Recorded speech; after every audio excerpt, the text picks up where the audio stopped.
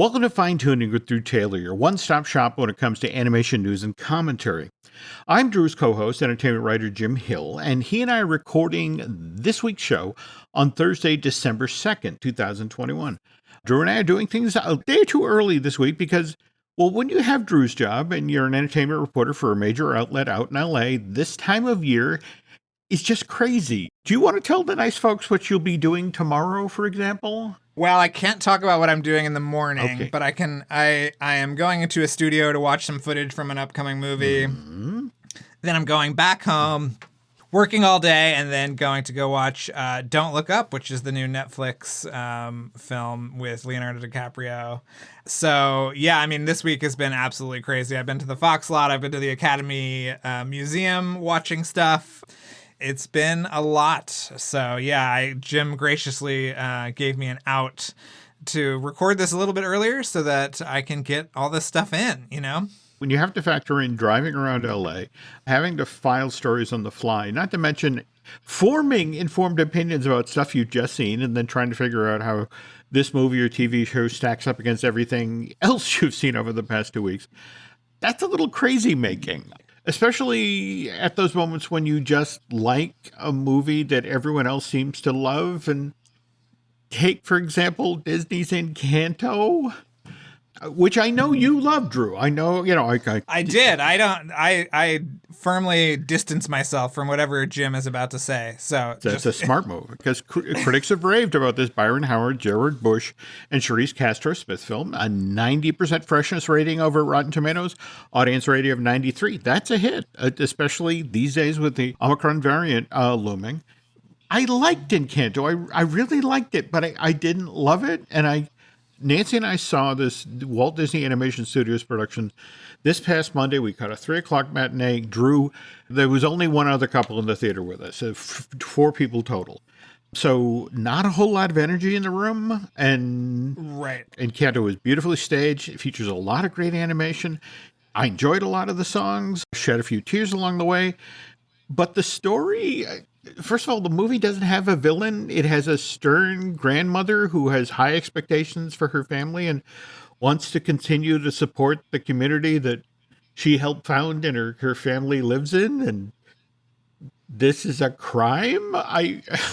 It's like, I didn't think she was supposed to be the villain. I don't know if it needed a villain. I mean, there clearly is not a sort of mustache twirling villain. No. And I don't think this is a situation where I'm not connecting with the material because I'm not a 15-year-old girl. I mean, I love Moana. I just think maybe the size of the cast, having to service that many characters, prevented me from really sort of connecting with the material. And some of the stuff is, for example, the dad is clumsy and is always getting stung by bees. The cousin who can mimic everybody is a jerk. It's one of these things where not a lot of depth there, and I'm going to have to watch this again, which should be easy to do because it's showing up on Disney Plus on December 24th, right? Yes, Christmas Eve. It's a Christmas present. Okay, yeah. So what am I missing here? What am I not seeing? I don't know. I mean, I really connected with the kind of just the idea of having this crazy giant family, which you and I both have crazy families. Absolutely, Jim, yeah. But I don't know. I thought it was really moving. I cried a lot. Mm-hmm. Same thing here, but kind of walked out the door and, well, that was okay. Right. Just not there. I thought the musical sequences I thought were beautiful and really utilized. Like, obviously the movie doesn't take place in a big space. It's all in the house, basically. There is no quest. There is no adventure. So the musical sequences really allowed for the animators to kind of come unhinged in a really delicious way. And I feel like the songs were really great. I think you could really tell that Lin-Manuel had been there from the beginning, unlike Moana, where he was brought in much, much later in the process.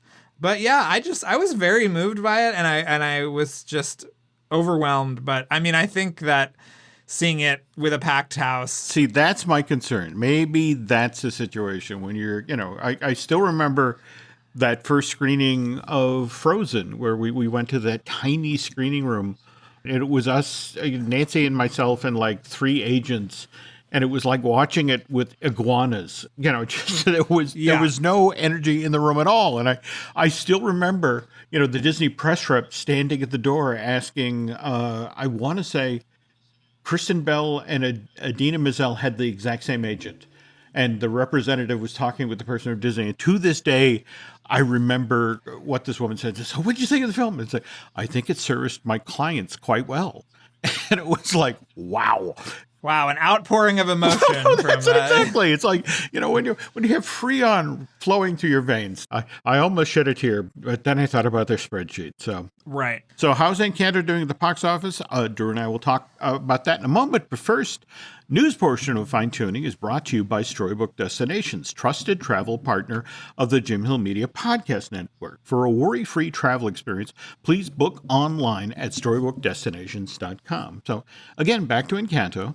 This Byron Howard, Jared Bush, and Charisse Castro-Smith film has sold $26 million worth of tickets domestically over the past Friday, Saturday, Sunday. And if you add in the tickets that were sold for Encanto for its Tuesday night previews, the Wednesday before Thanksgiving, as well as Thanksgiving Day, we're now looking at a box office total of $40.3 million. And Encanto continued to chug along at the box office, and so we factor in domestic ticket sales over the past 3 days. As of Wednesday, December 1st, Encanto has sold $44.2 million worth of tickets in North America. So why is this significant? Largely because, if you think about what a horrible year 2021 has been for domestically released films with theaters, what with the whole dance step of this is streaming, but it's also in theaters. There hasn't been an animated film that's really done big numbers at the box office. The closest one is Boss Baby, Family Business, which released to theaters back in July of this year. At the same time, it was available on a couple of streaming services. Peacock, I want to say, as well. Yeah, it was on Peacock, and then I think you could buy it. You could rent it on VOD. Okay, so total of box office and Boss Baby Family Business is the highest grossing animated feature for this year to date. It sold $57.3 million worth of tickets in North America. So Pixar's Onward was released to theaters back in March of 2020. That Dan Scanlon film only got 13 days in theaters before the pandemic shut down all the movie theaters in North America. And it sold $61.5 million worth of tickets domestically. So the thing at Disney these days, as I understand it, is that a drop-off in business for weekend number 2 of 66% is fairly typical. So if those numbers hold, Encanto is expected to surpass Boss Baby's Family Business domestic totals by early next week, and then Onward's numbers for all of North America by next weekend. Wow, this is some forensic reporting, Jim. Is the abacus still out on your desk? Have we move the little beads over? Well, what's kind of interesting is that Disney would love, strictly from a symbolic point of view, to have Encanto do $100 million domestic. Well, did you see that Dune has just passed 100 domestic? Yes. And it's been out since October. But that's also the thing we talked about just a moment ago. The problem here is the ticking clock, that Encanto shows up on Disney Plus as a special holiday treat on December 24th. Right. So right now we have 3 weeks to get to 100 million. And I don't know, especially with the Omicron variant, the number of kids who haven't been vaccinated, the fact that right now a lot of kids are in school, so it's only the weekends you can make this sort of money.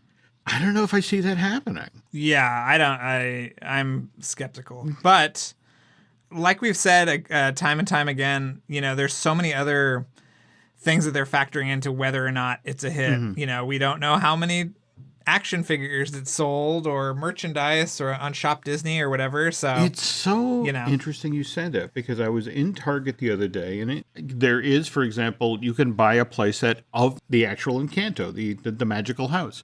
You can get a Mirabelle doll and a whole playset of the family. But it's the perfect daughter, the one who raises, who can produce flowers. I'm blanking her name. Yes, I was surprised to see her get a standalone doll. Is she on the swing or something? Can you comb her hair, or is there some interactivity? No, there? she's just pretty, and it just sort of like Okay. makes me think back to, do you remember the stories about how when Little Mermaid came out back in 88, and how the first set of Ariel dolls had blonde hair because the manufacturer was like, little girls don't like dolls with red hair. Yes, I get the message of Encanto, and we should celebrate Mirabelle, the really earnest daughter, but we still need a pretty doll. And so there it is, right there in the shelf. So, but did you see that Mirabelle is at the parks, or I think at least at California Adventure? Yes. I love that she's out there, and supposedly the friends of Mirabelle that they've cast for this role evidently are just knocking it out of the park. They've got the poses, they've got the way she talks down. Again, we're still dealing with our pandemic versions of meet and greets where it's like, hi, I'm 10 feet away and I'm waving to you, and please don't get any closer. But those look great. On the other hand, have you seen the images from the holiday themed stuff that's going on the Avengers campus that's tied to Hawkeye? Oh my God. Did somebody go to Rite Aid 5 minutes before they had to put up the decorations, or what? I think... I same thing. I get it. It's just one of these things where it's like, I sort of get what they were trying to do, but you would think, it's Avengers headquarters. Tony Stark would spring for at least $30. Well, you know what they could have done is that giant bunny that he gives Pepper from Iron Man 3, because that is a Christmas movie. Oh. So there is canonical Christmas time in the MCU before even Hawkeye. So you could have put that giant stuffed bunny up. You could have done a lot of things, Jim, but you know what? This is not... Imagineering isn't playing with a full deck, let's say, right now. At some point, you and I are going to have to talk about that. Speaking of which, the news that just came down about Mr. Weiss. But yes, another show, another time. Speaking of holiday-related stuff, did you see where Al Jean, the longtime showrunner for The Simpsons, has a holiday-related ideas about how to ultimately end this long-running animated series? No, I didn't see this. Okay, so he recently revealed this in an interview with the Radio Times. And so to understand what Al's talking about here, you have to remember that the very first episode of The Simpsons, which was entitled The Simpsons Roasting on an Open Fire, it starts off with the family attending the Christmas pageant at Springfield Elementary. And so to Al Jean's way of thinking, the perfect way for the final episode of The Simpsons to end is to see the family heading out the door to go to this very same holiday pageant at Springfield Elementary. And here's the quote. That's how I'd end it if I had to. Make it so in the final episode, Homer and family are going to the holiday pageant that we showed in the first show. So that way, the entire series is one continuous loop. By the way, the show is currently renewed through its 34th season, which will end in the season of the spring of 2023. And Radio Times also asked Al if there was any talk now about actually ending The Simpsons. And he said, to be honest, since we're doing so really well on Disney Plus in the US and the UK and other countries in the Americas, I don't see anyone saying, let's wrap it up, figure out how to get out, at this moment. Show recently aired its 700th episode. Al got asked, did he think The Simpsons could make it to 1,000 episodes? And he said, look, that's 12 more seasons. I mean, I'd be happy to be here in 12 seasons times, but that's not a hop and a skip and a jump. That's a little further than that. And I know we're going to definitely make it to 757 seasons. That's a number Gracie is currently contracted to deliver by the end of the 2023 season. But so I wouldn't say that's the end, but I honestly don't know how much further we can go. Even over 700 episodes in at this point, they're still finding new things to do. Waylon Smithers, who officially came out as gay in a 2016 episode of The Simpsons, just last month had his first official on-screen romance. Episode was entitled Portrait of a Lackey on Fire.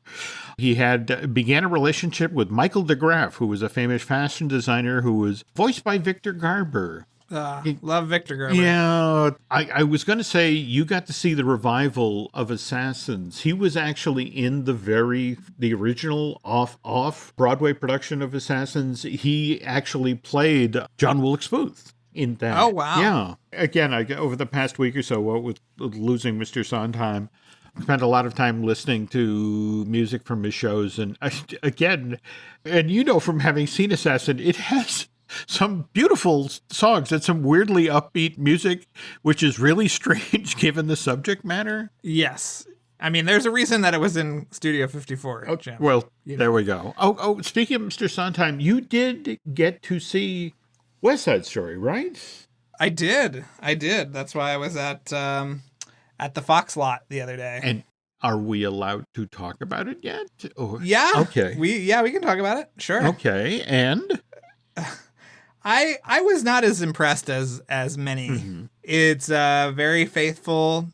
There are some fascinating kind of revisions / modernizations / changes in sort of setting and staging. Mm-hmm. But I was not totally moved by it. Much like you in Encanto, Jim, I was not totally moved by it. And it just kind of felt like something Spielberg needed to do.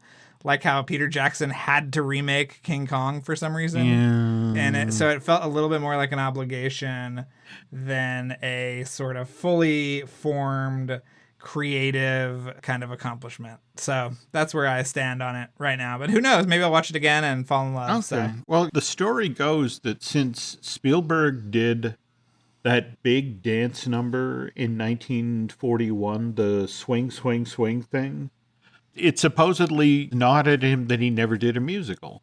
Well, he also did the musical number in Temple of Doom. He did. That opens the movie. Did. Yeah. He did. And number of, whether we're talking about the little mouse that came over from, American Tail. Yeah.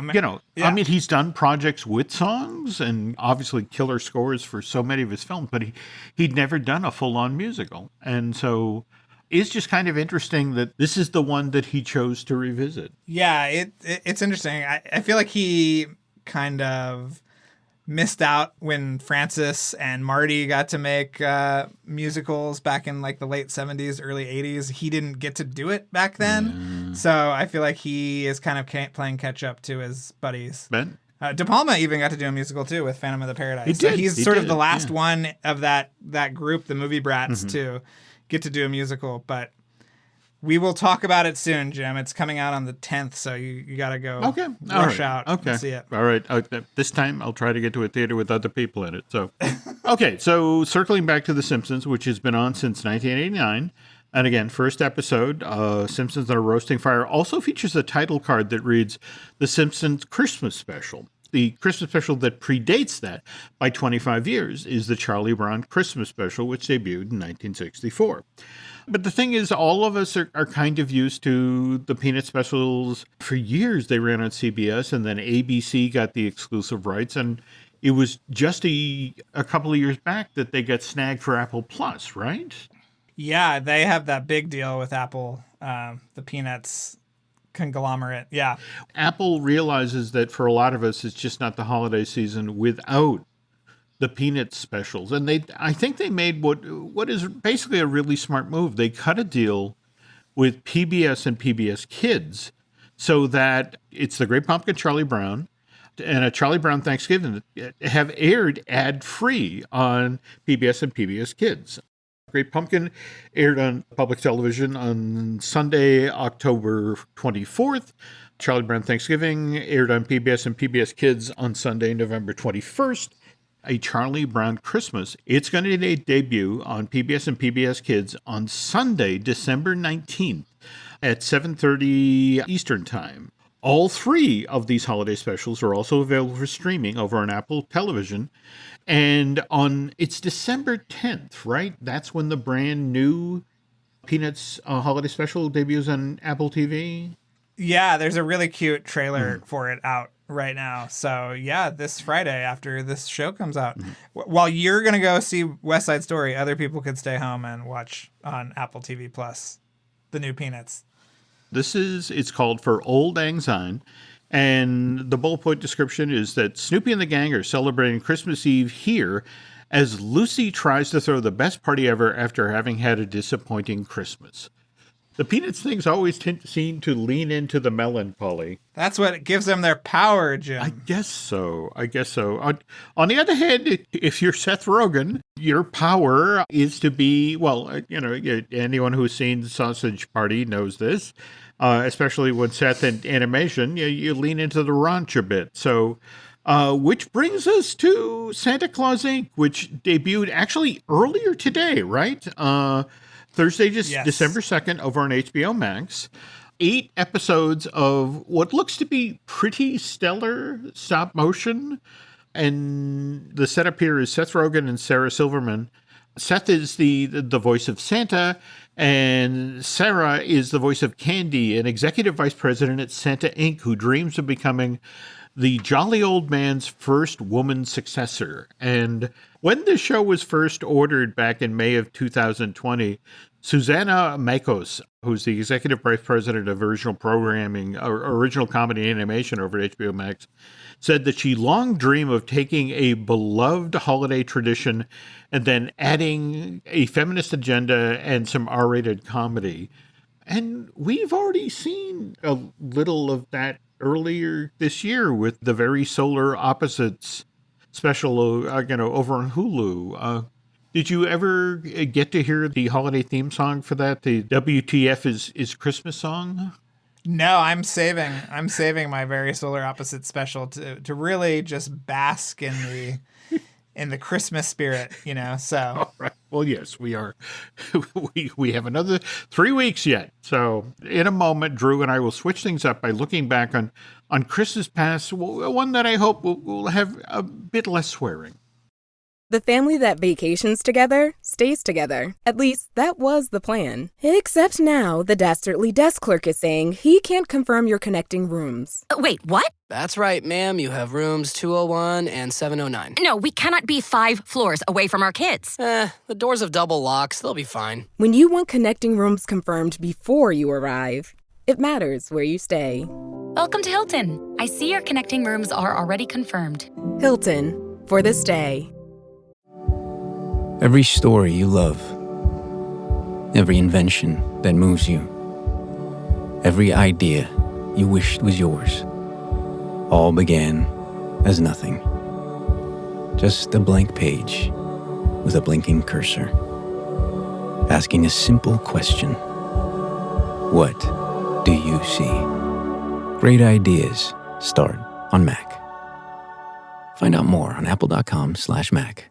Every Who down in Who Newville liked the holidays a ton. But where to get great prices on gifts, they had no idea. None. They searched and they searched for great gifts under $25. Gifts for spouses and friends and even their toddlers. When suddenly one Who shouted, Walmart has what you want, knowing they have Lego, Tree Hut, and low prices to flaunt. So they enjoy the holiday season as Who's often do. Cheering and shouting, Walmart has incredible gifts. Who knew? Find gifts they'll love under $25 at Walmart. Drew, did you see the thing that Disney Television Animation put up earlier today, the broken karaoke for The Ghost and Molly McGee? No, I didn't. I love Ghost and Molly McGee, but I did not see this yet. Well, they've got Scratch singing We Wish You a Scary Christmas, which includes lines like Unleash headless reindeer riders spreading holiday fear, which is okay. But the thing I personally enjoyed is that they also had Scratch doing a version of the dreidel song, which started off with, I have a haunted dreidel, I made it out of bones, and when it lands on Gimmel, say hi to your gravestone. What was nice is Molly's friend, Libby, then tells Scratch, I think you scarred me for life, but thanks for being inclusive. And this is only my second favorite version of the dreidel song. You, of course, now that you're a member of the Critic Choice Association, you remember the Critic, right? Of course. I'm a big Critic fan. Oh, good to hear. Yeah, buy my book. In fact, why didn't you do that last year with the Art of Onward? I should have done that. There's still time, Jim. There's still time. Okay, but that show had my absolute favorite version of the dreidel song. Dreidel, dreidel, dreidel, I made you out of clay. This one's made of chocolate. I've eaten 5 today. And it just, again, Jay Sherman is my spirit animal. I miss that show. Only 23 episodes, and then they did you ever see the 10 webisodes they did in like 2000? No, I never have. Now I have to look this up. I'm sure it's on YouTube somewhere. Yeah. Okay. We're recording on Sunday, so we have some box office numbers for Encanto, and I promised to Drew I would not pull out the whiteboard again, but it was number one at the box office this past weekend. Sold 12.7 million worth of tickets, second weekend of release. Number one at the box office 2 weekends in a row. That's got to make the folks at Disney happy, right? I would assume so. I mean, like we talked about earlier in the show, it's being judged on a different metric, Jim. It's like three-dimensional chess on that one. We can only assume that this adds to the happiness, but who knows? I think a lot of it will be how many people watch on Christmas Day when this thing is on Disney Plus. Very true. Very true. In fact, we were just talking it up. We're down in Massachusetts visiting with my mom, and Nancy was like, you have to see this. You got to watch it. It's going to be available on Christmas Eve. But, okay, we'll go from things that make the people at the Mouse House happy to things that probably made them a little unhappy. So what do you make of this Metal Men news coming out of Warner's Animation Group to be directed by Ron and John, the famed Disney directing duo? Well, I think I've talked to you about this before, but a couple of years ago, back when, I would see people, they would say, Ron and John are gone, but they're not done. Like the way Disney kind of framed it was that they had retired. They weren't making movies anymore. But I had heard that they were working on something for somebody else. I just didn't know who it was. So for me, it's like, oh, now we know that Ron and John will continue to be making animated features. And I think that Disney's loss is Warner Animation Group's gain, quite frankly. I don't know how that relationship soured, but obviously very interested in whatever they have coming down the pike. No, absolutely. But think about it. When John Musker actually retired from Walt Disney Studios back in March of 2018, and I want to say remember that Making of Frozen 2 documentary series that they Into the Unknown that they did for Disney Plus? Yes. Didn't they actually show Ron Clements as sort of part of the story trust? The folks who were kind of waiting. Remember there was this whole thing where there was this voice calling out to Elsa, and they were 6 months away from release, and they still didn't know who the voice was. Yeah, the kind of timing of all this was very fuzzy. So I appreciate you kind of nailing that down, because you were right. John left first, and then Ron stuck around for a little while and then left. So yeah, it was a very strange divorce. Well, and remember, this isn't the first time they left. There was that whole thing in September of 2005 where after Disney refused to greenlight Fraidy Cat, they actually left. And I think you and I have talked at least once or twice about the whole thing of them going up to Pixar and thinking that they were being recruited. Right. To go work there, and instead they got their brains picked about who's still at Disney, who's still good, that sort of thing, and they didn't know what was going on till Disney bought Pixar a couple of months later. So anyway, in other news, can we talk about the junket you've been at? Because here you are in the middle of the No Way Home junket, and the trailer for Across the Spider-Verse drops. What was it like to be in the middle of that when that went on? Well, it looks like, this is my guess, is that the Across the Spider-Verse trailer is actually the second post-credit sequence on Spider-Man No Way Home. Because the caption said, "in another universe," which is exactly the same caption that had the first teaser for the first Spider-Verse was attached to Homecoming. So following that play, this one will be attached to Far From Home, or No Way Home, excuse me. So yeah, so I guess we don't have to sit through the credits at the very least for the next Spider-Man movie, but I thought it looked amazing, didn't you? Oh God, yeah. But I have to admit, I was intrigued to have the part one drop at the very end of this. So it's like, oh no. Did you hear anything? I mean, we know that part one of Across the Spider-Verse is debuting October 7th of next year. Anything about when this Joaquin Dos Santos, Kemp Powers, and Justin K. Thompson film, part 2 drops. All I can find out in poking in various directions is 2023, maybe? Yeah, it sounds like it'll probably be around the same time frame in 2023. I saw that Lord and Miller said that they basically had every idea they wanted to do in these movies are going to be spread across the 2 sequels, and that they're being made simultaneously, which is really interesting because I did a chat, Mitchell's in the Machines chat a couple of weeks ago, and so many, Michael Lasker, who's like the head of the kind of the visual effects, literally like ran out of the conversation to go back to work. And I thought, wow, this Spider-Verse sequel must be really something else. And then, now I find out that it's 2 movies, and I'm sure infinitely more complicated because they had a little like Twitter Q&A with Lord and Miller, and they said that each universe has its own look. It's completely dynamic. It's completely something we've never seen before. And that little footage of Spider-Man 2099, who is voiced by Oscar Isaac, fighting our beloved Miles Morales, was pretty great. Great. I agree. Now, speaking of which, you were just talking about the Mitchells versus the Machines, and no doubt at this point you've heard about the Easter egg in the Across the Spider-Verse teaser trailer. Yes, I actually saw somebody point it out, and then I think Sony Animation retweeted it or something. But yeah, really great. But, do you want to explain to people what it is? Because it's like, in a weird sort of way, it's kind of heartbreaking, isn't it? Or, Yes, there is Katie's moose that her dad carved for her, which I have one on my desk now. Cool. They said that it wound up in Miles's bedroom because Katie had to sell it on Etsy to pay for her college textbooks.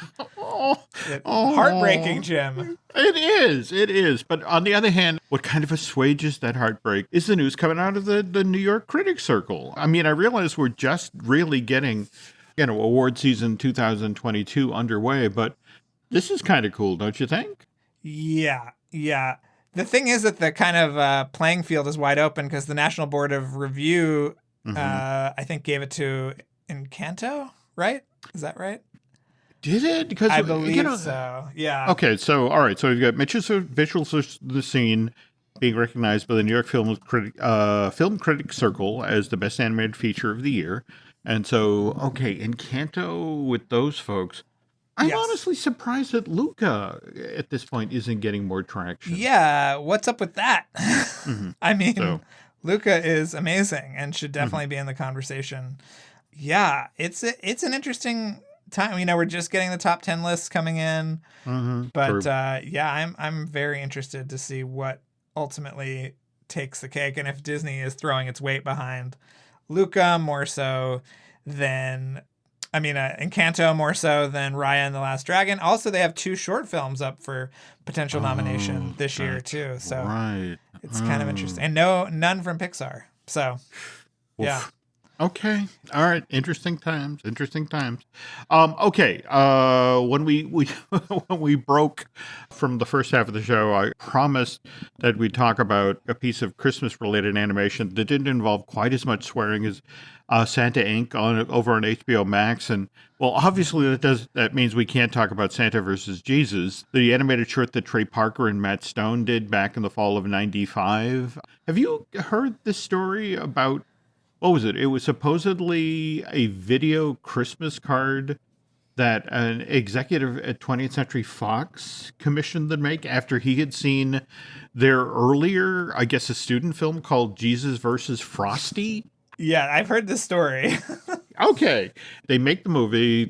And again, this is back in the mid-90s. So it's like if you're making a video Christmas card, you literally mail a VHS tape to somebody who throws it in their machine at home when they watch it. And then copies of it began to circulate out west. An executive at Comedy Central saw it and reached out to Matt and Trey, and that's what ultimately led to South Park debuting on that cable channel in August of '97. And when you think about that humble beginning, and then did you manage to see the South Park post-COVID special this past week on Paramount Plus? Or? No, how was it?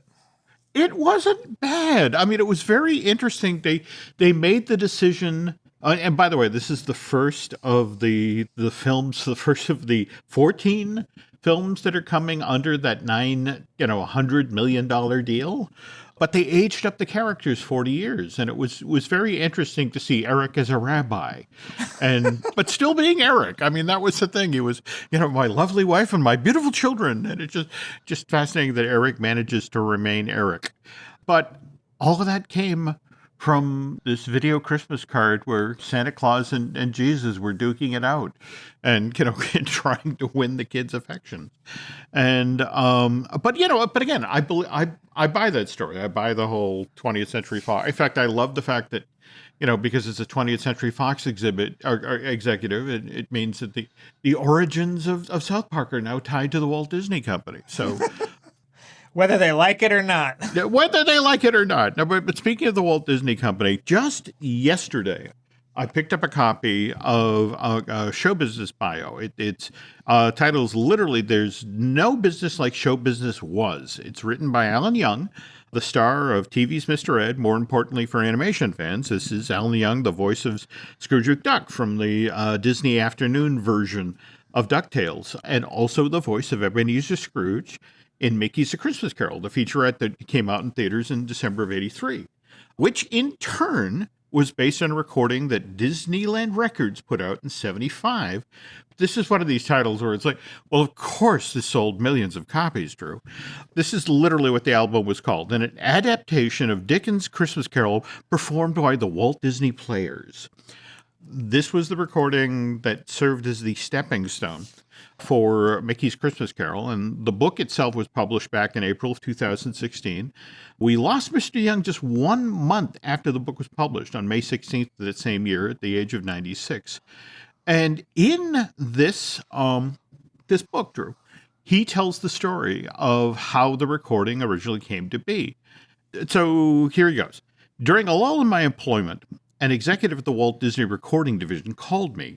He said, "You wrote for radio, didn't you?" And he said, "Well, that's how I got started in the business." He then said that the studio had produced an album of Christmas carols sung by various Disney characters. Evidently, the idea was great, but the results were not. In fact, it was not up to the Disney standards, so they canceled its release. However, they were now stuck with thousands of expensive album covers, a loss they were loath to absorb. And it goes on to say, "We've decided to produce a recording of Dickens' A Christmas Carol. Can you write and produce it?" And when a performer is out of work, they say yes to everything. So Alan goes on to say, "So I was stuck with the project. And when I say stuck, the album cover had drawings of various Disney characters, so they must be included in the story. Disney was a stickler for honesty. So it turned out Mickey, Minnie, Donald, Goofy, Huey, Dewey, and Louie all had to fit into the story. So I hired a small studio in Santa Monica, and we were off. Scrooge was easy to cast. My real name was Angus, and I came from the Bonnie Land. I also played Mickey, and I later received a letter from the head of Disney Studios saying I was the first to do the voice of Mickey since Walt Disney had done it. Doing Mickey was a great feat. I just imitated Walt. The rest of the cast was made up all Disney voices were naturally perfect. The album sold out, as well as the subsequent tapes." Okay, so Drew, far be it from me to claim that a beloved entertainer like the late Alan Young is stretching the truth, but there's a lot about this story about the origins of an adaptation of Dickens' Christmas Carol performed by the Walt Disney Players that doesn't quite add up. Okay, let's go through it. The whiteboard is back. The whiteboard is back, Yeah. but again, we're not going to do math. This is English majors out there. Hang in there. Okay, this recording was indeed conceived and written by Alan Young and Alan Dinehart. In fact, Alan Dinehart voices Honest John and Gideon from Disney's Pinocchio in this recording. These two characters, who are thieves in Disney's Pinocchio, are the people who are collecting for London's poor, the charity guys who go to Scrooge's office, and he does the whole, are there no workhouses, are there no prisons speech? So it's like, That's interesting. weird. That's Yeah. weird. Alan also does quite a number of voices on this recording.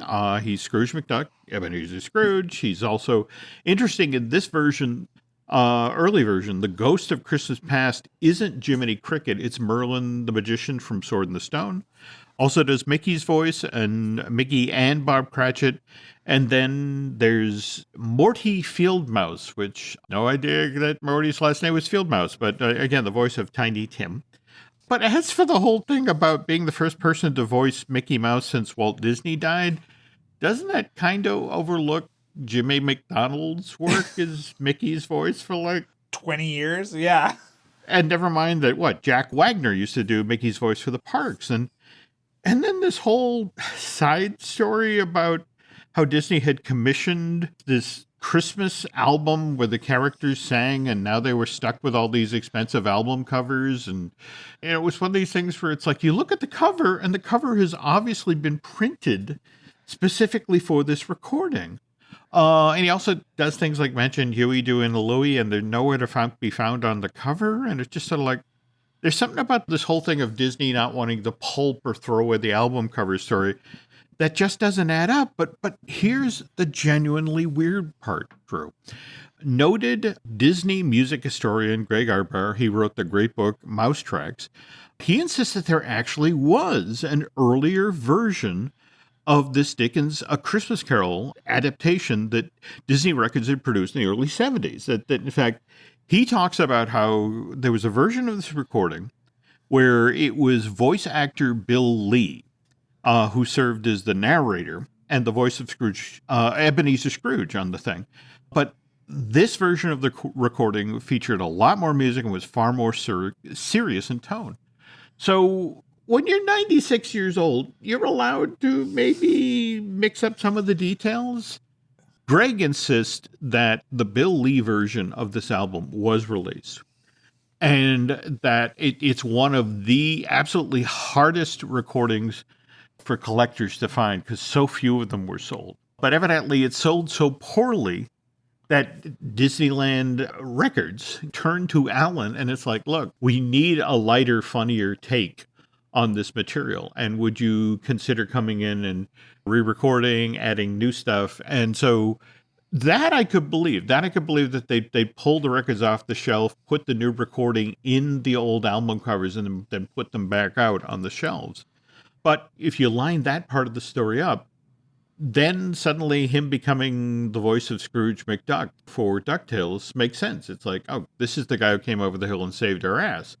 And, we had a popular recording that came out of it, and we got this featurette, and hey, let's stay in the Alan Young business. So, but I have to ask, on Light the Fuse, have you ever run into anything like this where you've got somebody who's worked on one of the films, who's telling you a story you've never heard before that it's like, that can't possibly be true? And then you find out after the fact, like, not only is it true, it opens up this whole new line of inquiry? Yeah. I mean, what's fun is, getting people to confirm things that we've heard from other guests or something like that. So, yeah, we do a lot of double and triple checking on these stories. And, we've uncovered a lot of things that nobody's ever heard before. So I give us credit for that, if only that. It's a hugely entertaining series of projects. Speaking of which, what's in the works for Light the Fuse right now? We just put out an episode with Teddy Newton, who fans of Pixar will know as a story artist and one of Brad Bird's biggest collaborators. He says he's working with Brad on something right now, so let's hope that comes out in a timely fashion. But he shares some great stories about what it was like working on Brad's Mission Impossible as well as Rogue Nation. And, so I think people who listen to this podcast will get a lot out of that one. And then we're just continuing our celebration of Ghost Protocol. We've got the writers of the original draft of the screenplay up for the next couple of weeks, and it keeps going from there. So, okay. We're just waiting for more Top Gun stuff to drop too, obviously. It's also worth noting here that, that if you're paying attention to what Drew is up to these days, you should also be dropping by therap.com because you've been doing some great stories over there as well. I mean, in fact, you damn near broke the Bob Weiss story, didn't you? Yeah, and I had some help from some very nice former Imagineers who kind of gave me the rundown and the context. Yeah, I mean, I'm trying to keep up with news and features and movies. I mean, this is an incredibly crazy time of year, as you know, Jim. All right. Well, if people want to keep tabs on what you're up to, where can they find you on social media? Drew Tailored, like a tailored shirt, on Instagram and Twitter. Killer. Okay. Well, Nancy would like me to remind you, if you want to follow us on social media, you can go over to Twitter and Instagram. We're there as Jim Hill Media, and over on Facebook as Jim Hill Media News. I guess this is going to do it for now. So Drew and I will be back very soon with a brand new show. Till then, thanks for listening, folks.